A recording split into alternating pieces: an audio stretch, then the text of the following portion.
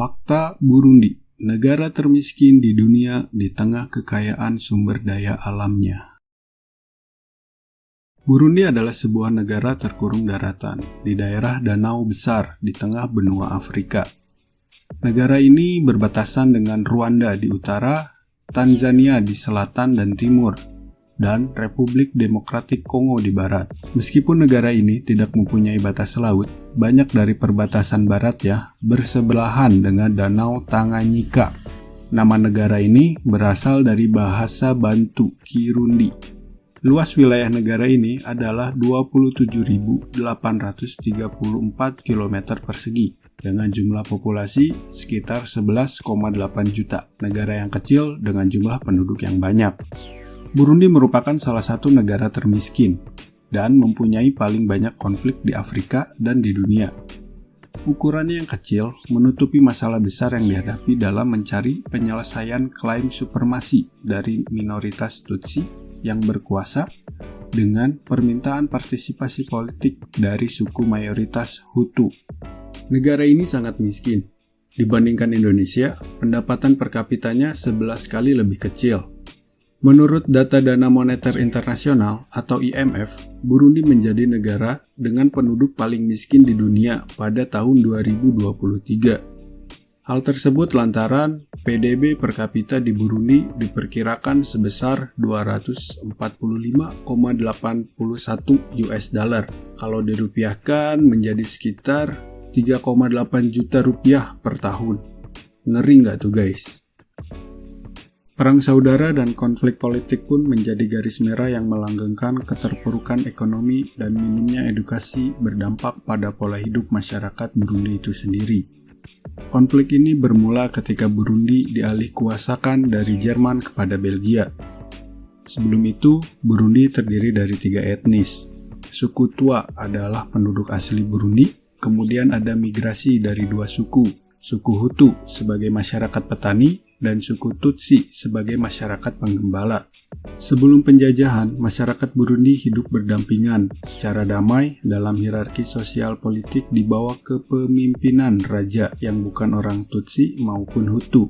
Semua berubah ketika penjajah datang, kemudian menerapkan strategi memecah belah dan menaklukkan yang dibumbui dengan rasisme, mendorong penaklukan Hutu dan mendorong peningkatan kebijakan terhadap Tutsi.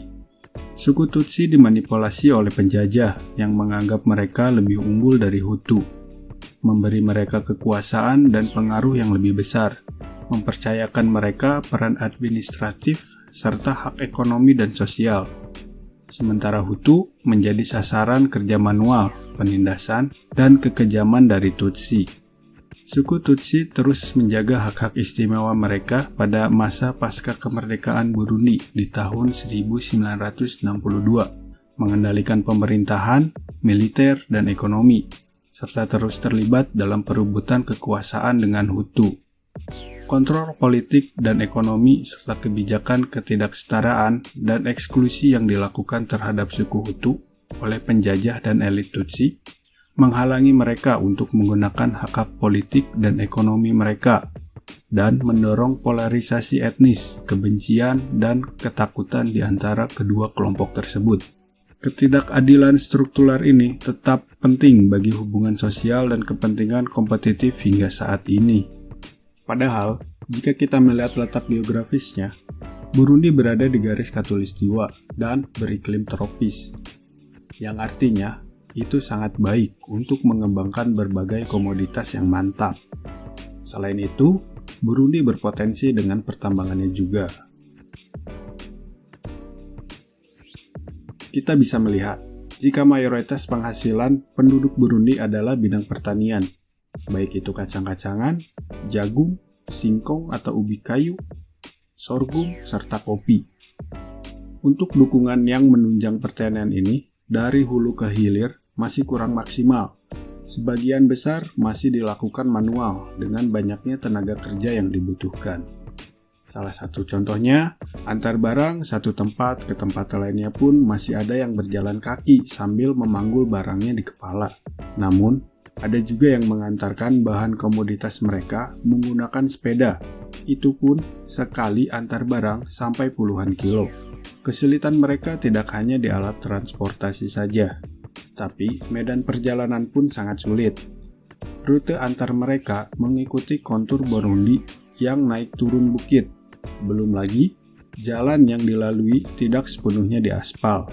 Kadangkala, mereka juga suka ikut nebeng ke kendaraan yang melintas, walaupun itu sangat berbahaya bagi mereka.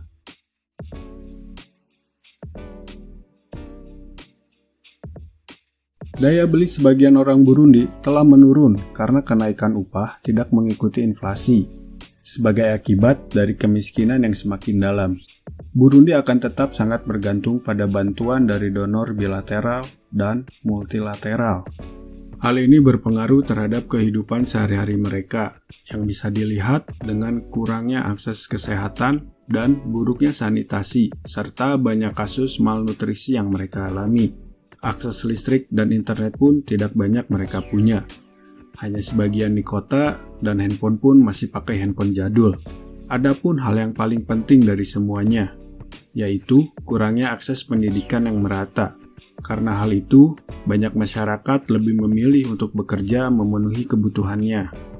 Nah, karena kurang akses pendidikan, maka kurang juga pengetahuan mereka akan pemaksimalan komoditas dan pertambangan yang mereka punya. Pendidikan juga bisa untuk menghindari dampak buruk dari eksploitasi terus-menerus tanpa melihat akibat ke depannya. Selain itu, dampak dari kurangnya akses pendidikan adalah tidak terkendalinya populasi di sana. Maka tak heran jika di Burundi banyak anak-anak kecil. Nah, bagaimana guys? Sudahkah kita bersyukur dengan keadaan kita sekarang? Kalau ada yang mau ditambahin dan dikurangin, komen aja di bawah ya. Jika konten ini bermanfaat, share ke teman-teman kalian. Saya Power Ranger Merah, undur diri.